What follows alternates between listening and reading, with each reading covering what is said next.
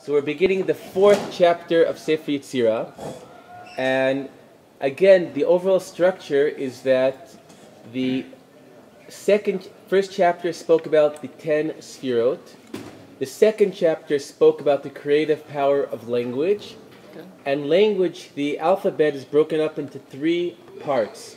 The 3 letters which are called the mothers, Aleph, Mem, and Shin, which reflect the three primeval elements, fire, water, and air. And now the 4th chapter deals with the 7 letters that are called the double letters, the kefulot. The 7 letters of the Hebrew alphabet that are double. They can be said with a dagesh and without a dagesh, in a way which is hard and which is soft. Now, in schools, when people learn Hebrew, they usually talk about 6 letters that are doubled. Okay. 6 letters being beged kefet, the bet, the gimel, the dalet, the chaf, pei, and taf. 6 letters that can be said with or without that dot, which is a dagesh. Sefer Yetzira talks about 7 letters, beged kefret, meaning that in ancient times, the letter resh, there were 2 ways to pronounce it, with a dagesh and without a dagesh. And as we'll see, this is very significant. So let's read the first Mishnah, and then we'll talk about the lost resh and why that's so important. Sheva כפולות beged kefret, מתנהגות בשתי לשונות, with 2 tongues, 2 ways these 7 letters could be. The bet is the bet and vet, gimel, and I guess that's the Yemenites say ja. There's a dalid with or without a dagesh, chaf, pei, resh, and taf. And the duality between the 2 ways of saying each letter is a duality of tavnit, rach וקשה, soft and hard, גיבור וחלש, a גיבור, strength and weakness. But before we talk about this basic dialectic between the soft and the hard, between the strong and the weak, we'll say a few words about the letter resh. In a fascinating article by Professor Yehuda Libes, he talks about the ancient resh that was lost to us, and he points out that if you look at the names of the avot and the imot, the fathers and the mothers, there are a number of name changes. We know that Avram became Avraham. We know that Sarai became Sarah. So both of their names changed. But that change, if you look at it, it's really the same change. And from your smile, I could see that you could tell us what is the similarity between the name change in Avram and the name change of Avram and Sarai. The name of God, like we said in Yeshua, and all the midrashim. So the hey, the letter hey. So in both of them, we have the letter hey. But it's not just that Avram gets the letter hey to Avraham, and Sarai gets the letter hey and becomes Sarah. But in both instances, the hey appears right after the letter resh. In other words, Avram and Sarai had a hard resh. The soft letter hey after the resh of Avram become Avraham, and the hey and the soft hey after the resh of Sarai, Sarah, is a way that what fundamentally changed in their names was a change in the resh, the hard resh to the soft resh. We could point out also that Yakov, my namesake, also had his name changed, and in his name change to Yisrael, also he had that resh added in. Okay, so we have the lost resh and some of the secrets of the lost resh. Now, but I think one of the most important sayings in Sefer Yetzira is this last line of this first Mishnah. We talk about a duality. The 7 letters have 2 sides to them. a soft side, the vet, the fei, the saf, and the hard side, the bet, the tough, the pei. And okay, so certainly we understand why the first are the rach, meaning soft, and the second is the kashe, the hard. But the Mishnah continues and tells us that this duality is also a duality between gibor and וחלש. And then of course we have to ask the question, who is the gibor, the strong, and who is the חלש, the weak? And I think it's clear, the structure of the statement here is that the soft is the strong, is the hero. Okay. The soft, if you look at the structure, the rach goes together with the gibor. The soft is the strong. Hey, they both have a race, right? That lost race, the rach and the gibor. And the hard is the weak.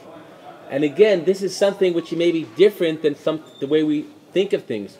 We think Mr. Tough Guy, he's hard and he's strong. And then you have the wimp, he's soft and he's weak. But here we have a very fundamental teaching that the opposites. The soft, this is what true strength is about. Judaism sees strength as part of being soft, being flexible. Similar to what we said earlier when we spoke about the symbols of fire and water, the masculine in Kabbalah is identified not with the fire, but with the water. So water, in fact, in a famous book of Chinese wisdom, the Tao Te Ching, it talks a lot about the qualities of water. It talks that water, nothing is softer than water. But water is what can ultimately melt the stone. Like the famous story with Rabbi Akiva. The Agadah tells us Rabbi Akiva was 40 years old. He didn't know he didn't know anything in Torah. Okay. And he thought, I'm too old. It's too hard. But then he saw water that made a hole through stone, and he realized that with patience, that even the water could overcome the stone. So we know that.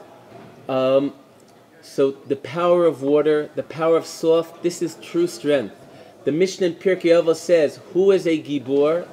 Who is hakoveshet Yetzira? Somebody who has inner strength, is always inner strength to overcome forces inside of you. So being soft and flexible is much more powerful than being hard and inflexible. When you show your strength, so that means you don't have any. Mm-hmm. You have just those you're showing Something off. which is external. If you don't need to show your strength, that means you're strong. Mm-hmm. Right.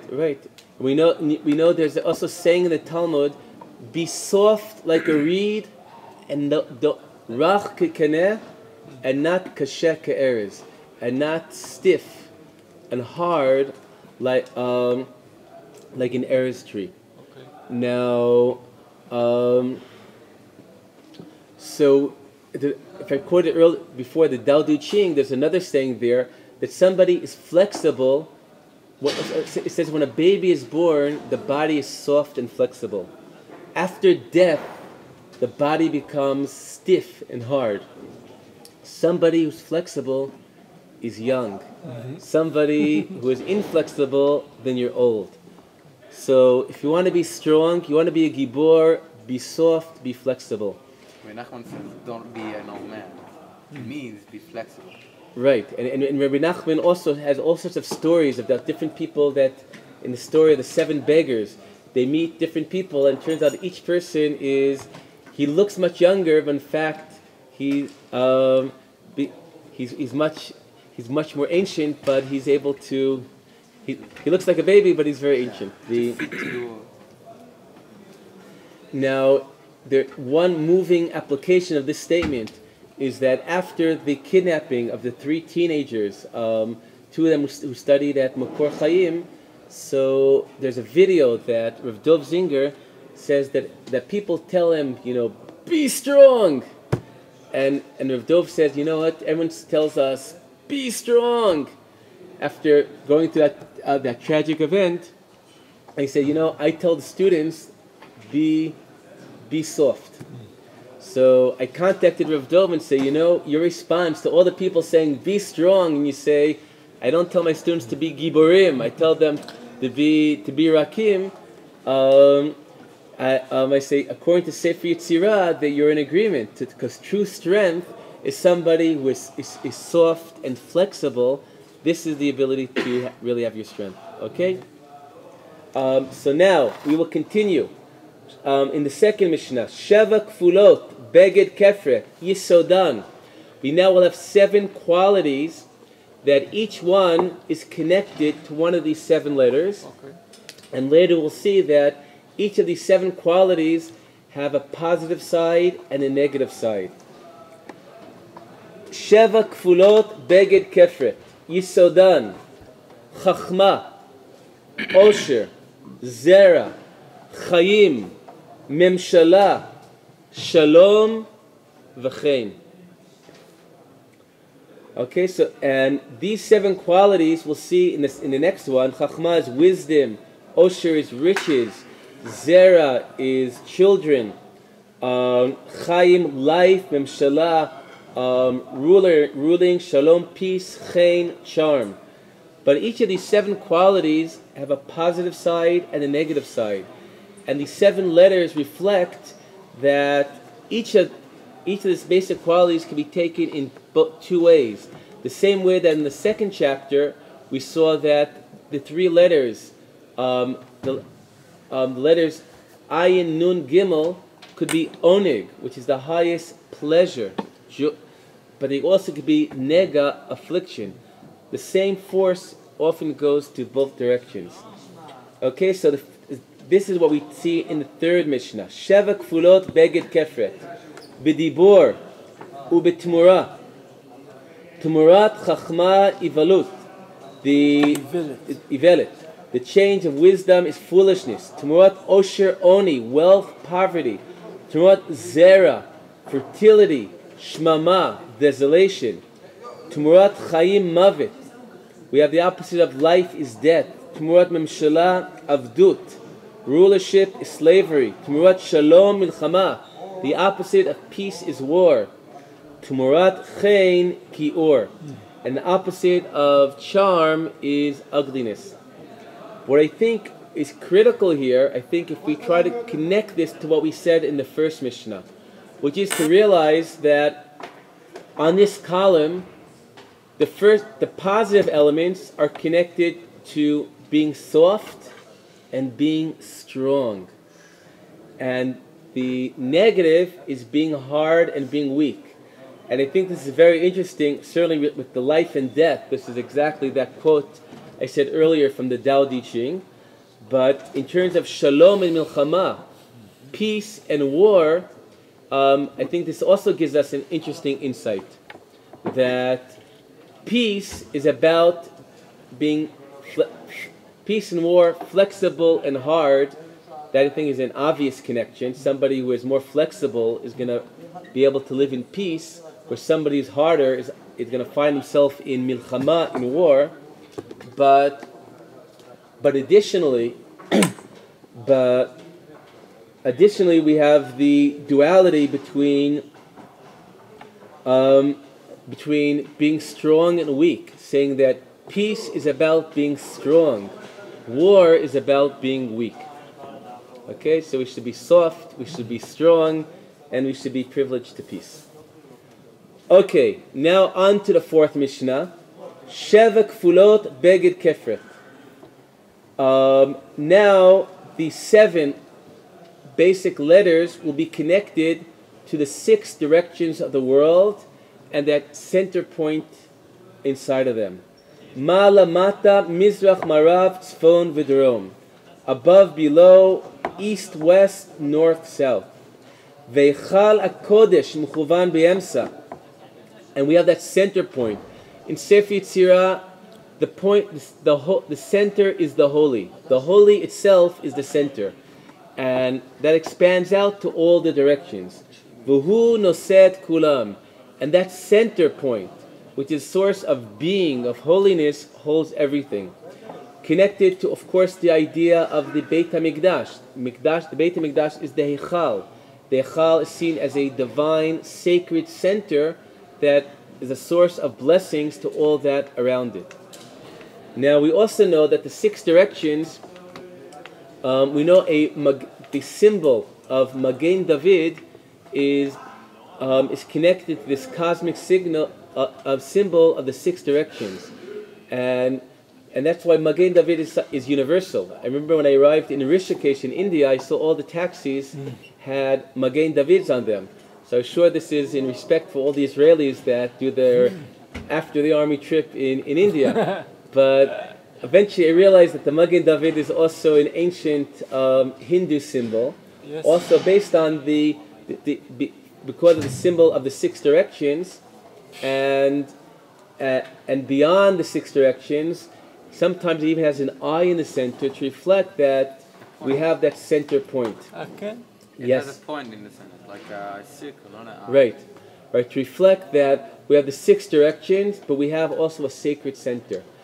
There are manuscripts of this Mishnah in Sefer Yetzira that add on that very famous statement that Hakadosh Baruch Hu makomo shel olam ve'ein olam makomo. God is the place of the world, and the world is not his place. Meaning, God doesn't have a place in the world. Having a place is for believing God as a particular place. This would be a type of anthropomorphism. But God is the place of the world. The world exists within that spectrum of God. God is the source of being and place that the world is taking place inside, and not the opposite.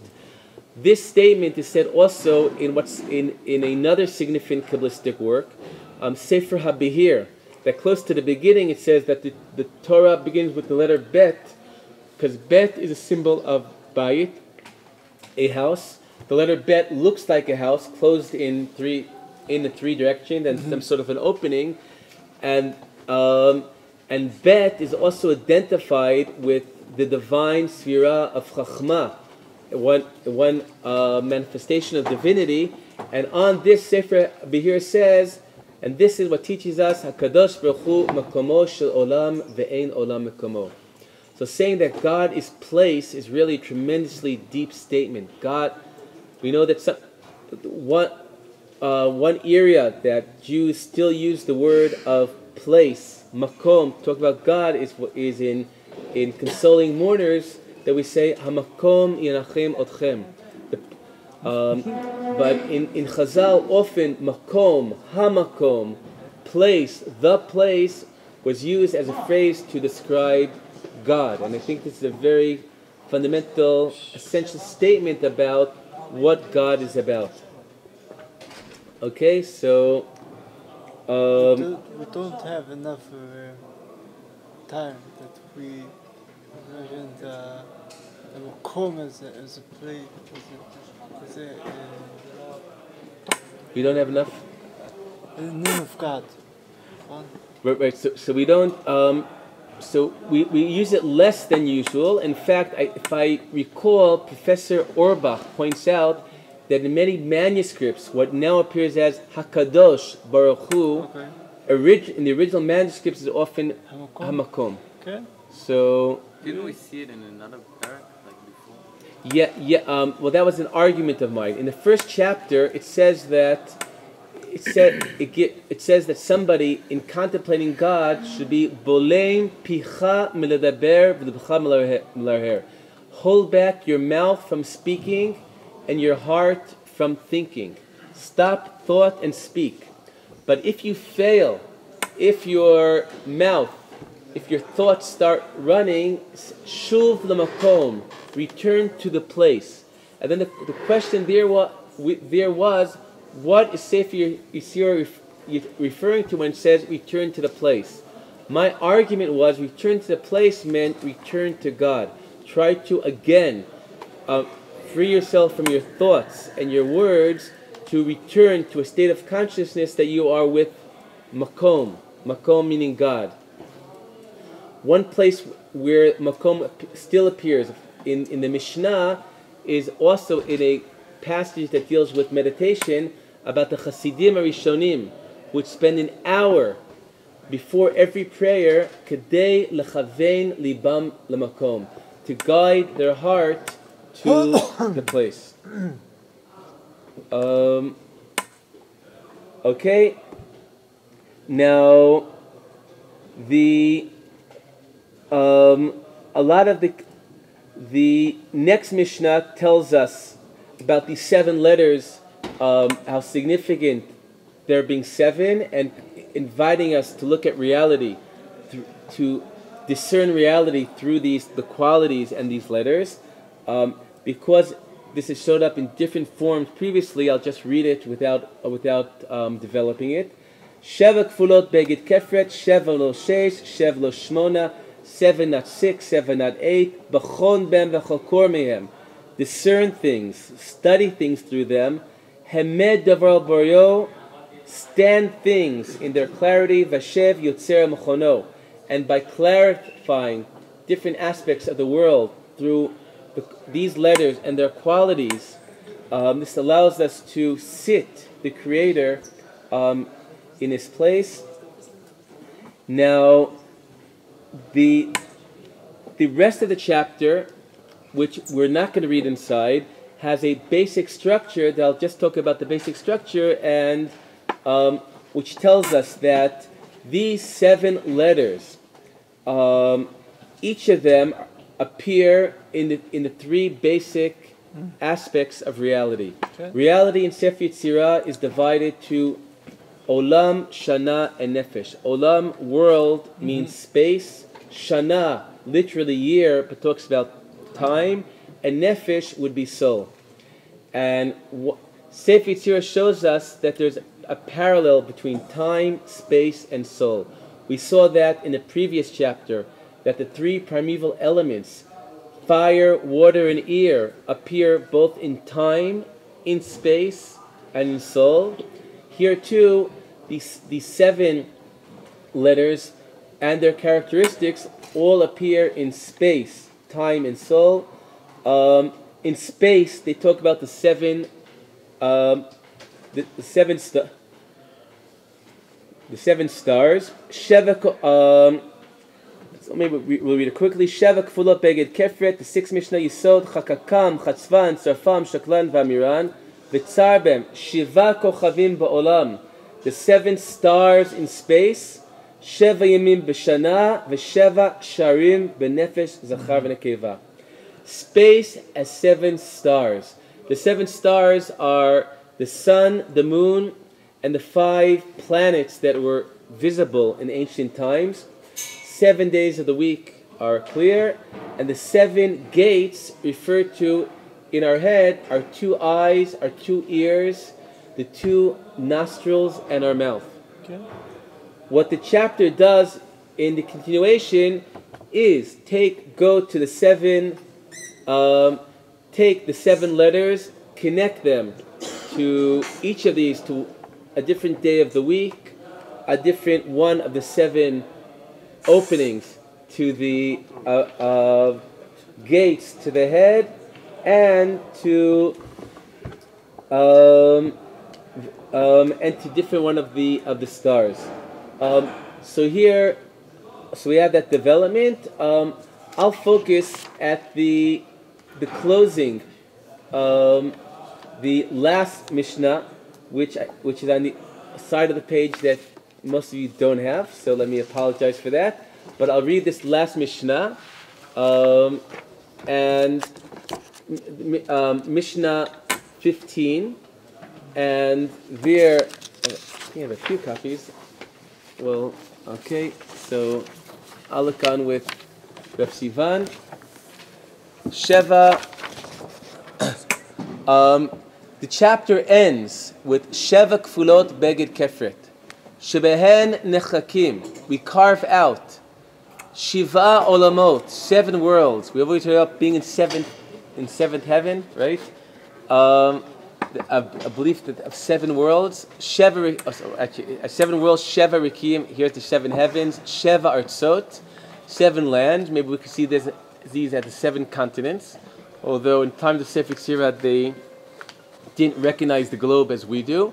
Sheva Yamim, the 7 days of the week. Sheva Naharot, 7 rivers. Sheva Midbarot, Shiva Yamim, 7 days. Shiva Shvuot, 7 weeks, possibly referring to the weeks between Pesach and Shavuot. Sheva Shanim, the 7 years of the Shemitah cycle. Sheva Shmitim, 7 Shmitot that lead to Yovel. Sheva Yovlim, the Hechel HaKodesh. And with all these 7s, there's that center point of the holy. Lefikach Chavav et Shviyot Tachat Kol HaShemayim. The number 7 is the beloved number under the heavens. So 7 is a number of cosmic significance, and we see the importance of 7 in space, in time, in soul. So this is the gist of this 4th chapter, which again the 16. There's 16. Okay, sorry. Okay, there's also 16. Thanks for pointing that out. And now, okay, so we have the 7. We spoke about the duality of soft and hard. So Nadav, soft, hard, strong, weak. Which is which? The soft. You have soft and hard, strong and weak. Which one goes together? Soft and strong and weak. Soft and hard. Strong and weak. Which one from the soft and hard is strong, and which one is the weak? Mm-hmm. Match them. Soft, hard, strong, weak. Point where you said it's soft. יש לך גיבור Okay, חלש, רך וקשה. רך הולך עם גיבור חלש, וקשה הולך עם גיבור. Right. Not to leave you empty-handed for coming late, Nadav. A teaching of this chapter is that the soft goes together with the strong. The hard goes together with the weak. Okay. So I know you spent a lot of years in the army, but you want to be strong, be soft. Okay, so the last Mishnah is 16 is Shtei Avanim. Actually, a very important Mishnah, so thank you for pointing that out. Shtei Avanim, 2 stones, bonot Shtei Batim.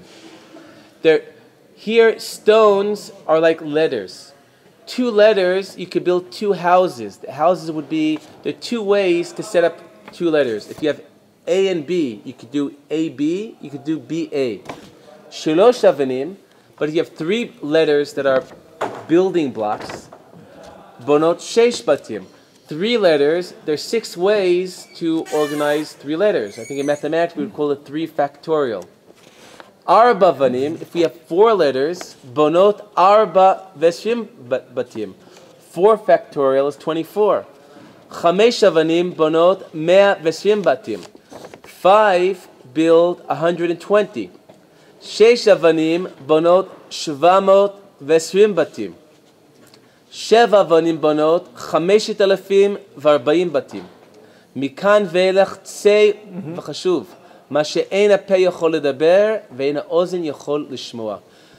As we said a number of times before, and now we're developing it, is that if the basic movement in Sefer Yetzira is from the one to the many, the existence at the beginning of all is one, full unification, and developing to the infinite variety, multiplicity, one image for that movement is language. Language, we saw how all of language, the 22 letters come about from the one breath. Depending about how you let that breath out of your mouth, you create 22 separate letters. So the one breath creates 22 letters.